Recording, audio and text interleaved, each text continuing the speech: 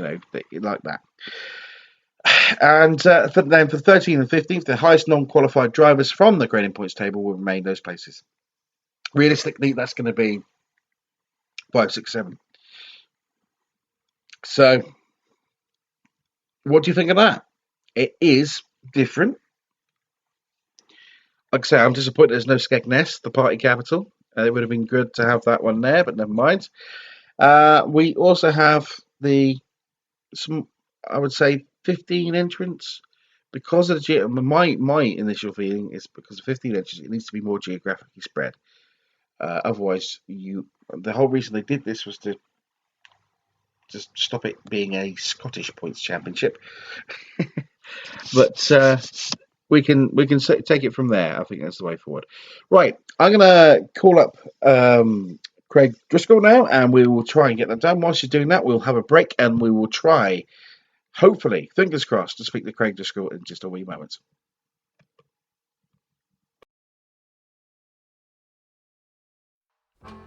Those jolly good eggs at Stoxradio need you. Yes, you, dear listener. We need reporters to give us interviews on the spot. Fancy yourself as next Steve Linfield? Commentary gigs are available. Or if you just want to get gummy on air, like my grill, we have that too.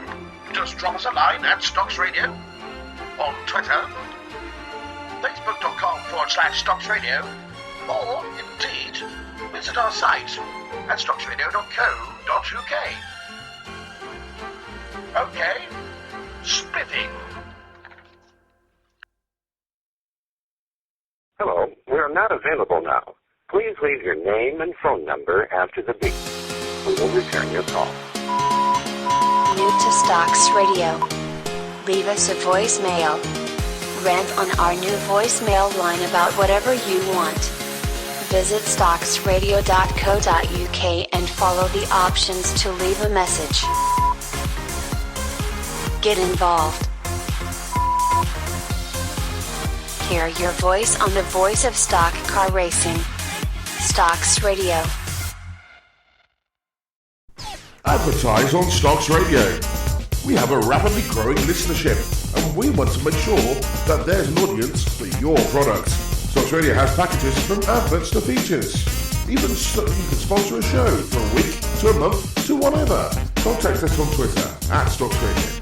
Alternatively, leave us a message on Facebook, facebook.com/Stoxradio, or visit our website, stoxradio.co.uk. Stoxradio, the voice of stock car racing. The F2 Show. Do you know in the time it's taken to listen to this show, Gordon Moody has won yet another final? Welcome back to the F2 Show. Hopefully, fingers crossed, we are running and sounding good. Like I say, my minions who are listening, good evening to Ray Lennox, good evening to Blitzman Hoare, good evening to Stu Donnelly. You're all stars. You keep me knowing what's happening and what's not. We've had so much technical problems. A lesser podcast would have given up by now. Oh no, not tonight. Hey, right. Joining us on the line is a man who has got a glittering career in Formula 2 and development and other formulas as well. Comes from a good racing family, but he's been stirring it up on Facebook. Good evening, Craig Driscoll. Good evening. Can you hear me? I can hear you loud and clear. Hopefully the people can hear you loud and clear as well. We're all, I think I've abandoned the second laptop and was just going with myself talking into my thing, so I'm projecting my voice nice and clear. So we're hoping on that one. So yes, Craig, you've been stirring up a bit on your Facebook, haven't you, lately? I wouldn't necessarily say stirring it up.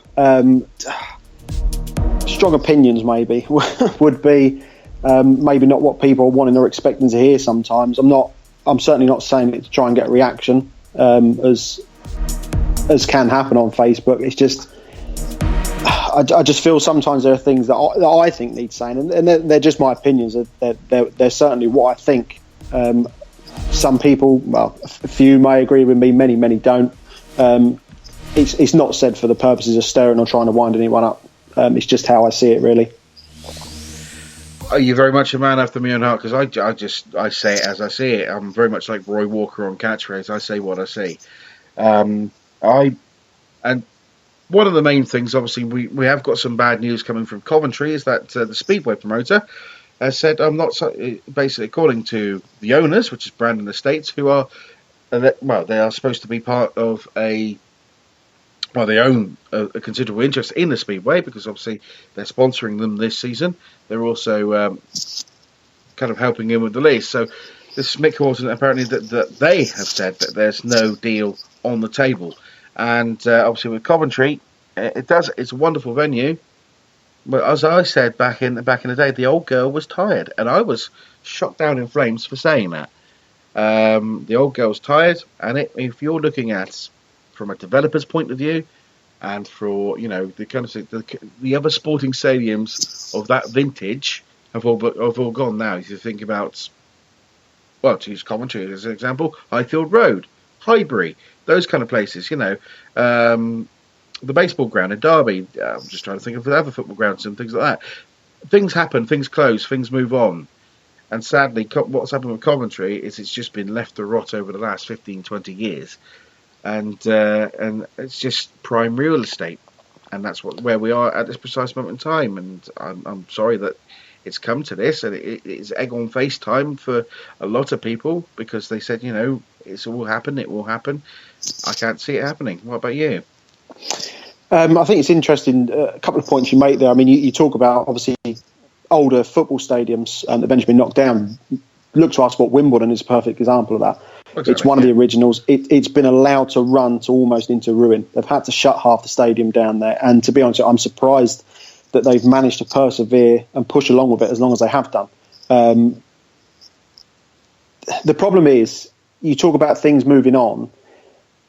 The question has to be asked, is the sport moving on, or is it slowly going extinct?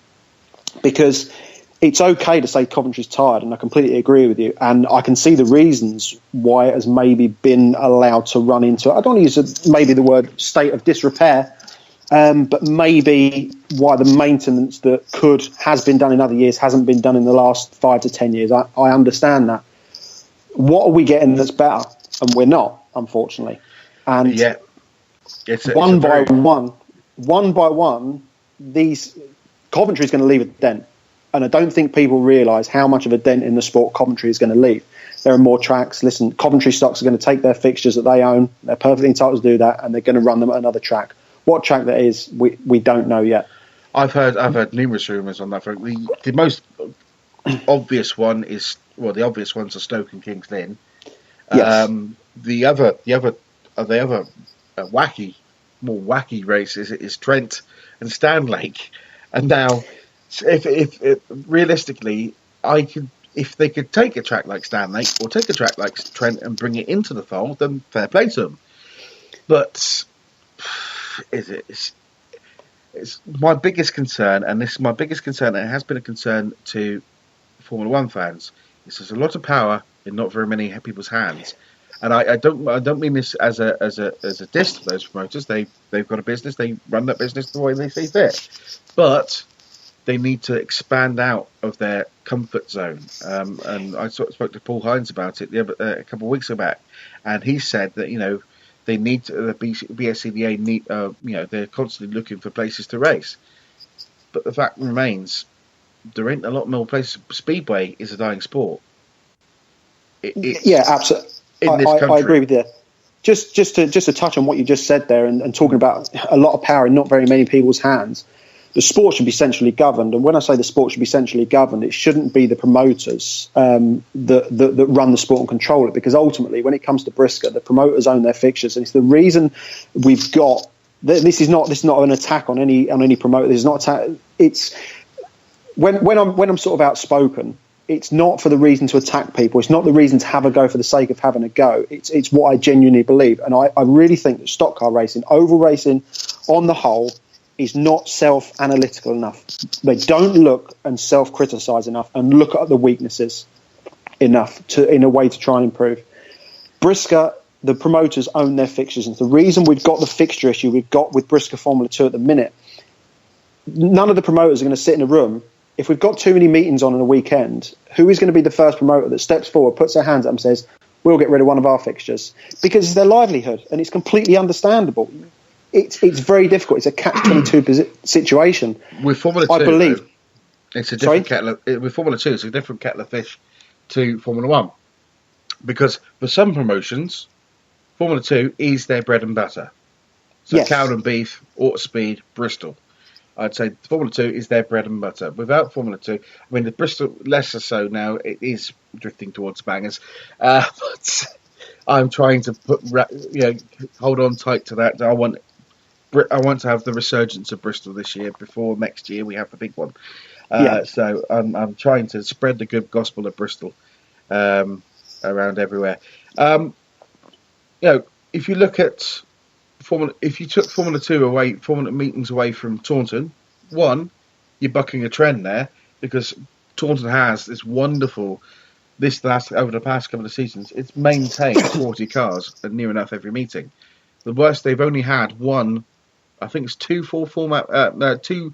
third meetings in the past 5 years, which you look at other tracks, they're running on 2/3, they're running on all-ins. That's not good for the sport either. I mean, there's no consistency or clarity. There's no, and that's, I think the infrastructure of the sport needs to change. And my personal opinion, this is me coming from the point that there needs to be a centrally appointed CEO for each formula. And I think that shouldn't be a driver and it shouldn't be a promoter. It should be a go-between. Yeah, I completely agree with you. And when I was talking about the fixture distribution, I mentioned it with Formula 2. Maybe maybe it's more relevant to Formula 1, like you say. And talking about Coventry, it probably makes it more of a real issue for the Formula 1s as well. Absolutely, they should be centrally governed. They should absolutely be centrally governed, because, and I think as well, there is animosity certainly in Formula 2, and there has been for a number of years now, between drivers, fans, and promoters. I think on the whole, I think the promoters are doing what they believe is best for the sport, but they've got a conflict of interest. They have a conflict of interest there when they're promoting, they're running their own meetings, they're running their own tracks, and they're trying to run a formula that directly reflects on their gate revenue as well. Going back to the Formula 1s, there are a fair few tracks that they could run at, and there are some good tracks out there, but you won't ever get your foot in the door there. No one that isn't currently inside of that little circle will not get inside of it. Is it a closed shop? Absolutely. Dean Wood had to buy his way into it through in-car race. He had to buy his way into it to get himself onto the F1 World Final rotor. And obviously, is Mildenhall going to get some meetings? I doubt very much. I mean, there's not for the Formula Ones. Not for the Formula. It's not suitable for the Formula. It isn't suitable for the Formula Ones. I've heard it mentioned. I know they've run there in years gone by. It's not suitable for the Formula Ones. Mildenhall, I think it's good times for Mildenhall. Over the last couple of years, it was very dark. Mildenhall was under a cloud. No one knew what the future held. And Dean Wood's come in there, and to be fair to him, he's gone in there. I don't know the details of the deal, but he's bought the place out. He's now running it sort of under the overall Speedworth umbrella. He's bought the house as well. And to be fair to him, the first thing he's done, much like Rob Speak at Skegness, the first thing he's done, he's gone in there and spent a load more money on it and improved it, and he's bringing it forward. And there are a lot of promoters out there that are investing what they can back into the sport. You've only got to look at Autospeed. I mean, I go. Yes. I'm a regular at Taunton. You go there every meeting, something has changed. So when I go there in March, there'll be something different. I know for a fact as well. I've speaking to Crispin that I know the semis obviously are going to Cowdenbeath for next year, but Autospeed obviously were due to have the semi-finals next year.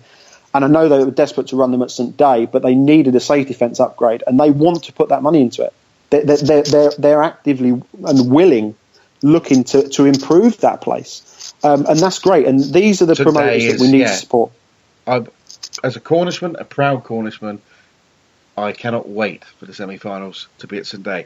I mean, it's an absolute shame, and this is the real tragedy about it all, is that St Column went, because I think that would have been a perfect semi-final venue. It wasn't hurting anybody. It was middle of nowhere.